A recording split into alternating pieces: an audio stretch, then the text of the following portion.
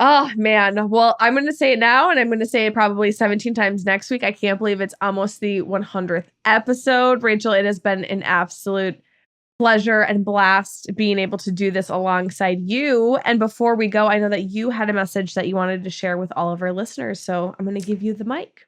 Yeah. First of all, it's been a pleasure for me to be working with you as well. It doesn't feel like work, but I guess technically it is because we get paid to do this. But, I'm going to make this short and sweet. All good things must come to an end. And I feel like certain things run their course. And for me, I have run my course when it comes to the podcast. We started off this podcast talking about how much fun it is, and it is, and the community that we've started, and we're already here with the 100th episodes, and I'm proud of it and what it's become. And it started off with Allie, who's fantastic. I feel like I don't give her enough praise. And then Allie had to go, and you came in, and you didn't miss a beat. And that's been a lot of fun to get to see our friendship grow through the podcast, just to have fun with all the new blood that's coming in from the show, to work through hard moments, to come here and vent when we're going through something.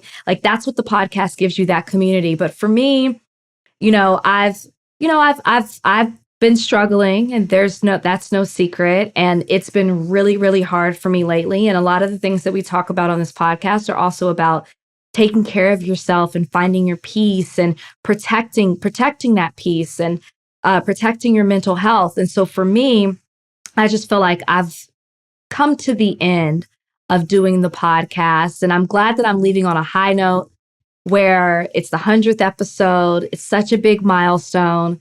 This is the first podcast I've ever done. And for me, it's just it's a stepping away. You should never say never. I'm definitely closing the door, but I'm not locking it and throwing away the key. It's just, I have to, for me, walk away. And I feel like this podcast is in amazing hands with you. For you, I just feel like this is at a place where I can walk away and I know it's all good and I know it's going to be great. And you've allowed me to have the space to step away when I needed to. And I would listen to the podcast on the side and I'm like, oh, she's got this. And for me, it's you can walk away now. I can walk away.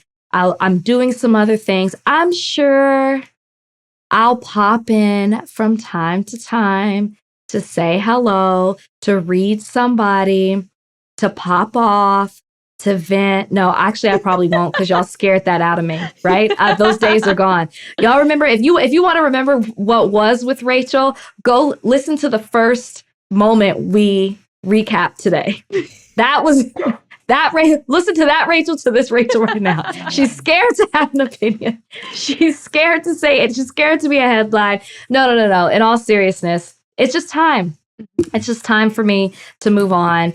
And I will be supporting you from a distance, all the Bachelor Happy Hour listeners, the community. And I just want to say thank you guys for riding with me for such a long time. Continue to ride with Becca, support her, uplift her, and this podcast as well.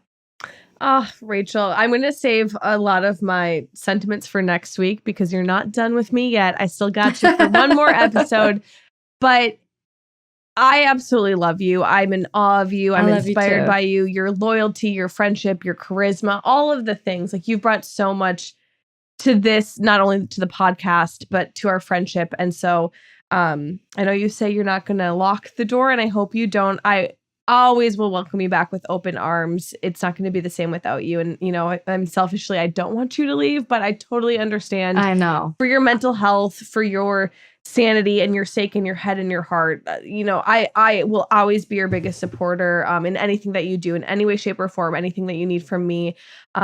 I'm Minnow too, because as you started saying this, as you started giving this news, she was sitting right below me and starts growling. So you're going to have, she's going to have a bone to pick with you next week. But I'm going to miss you too.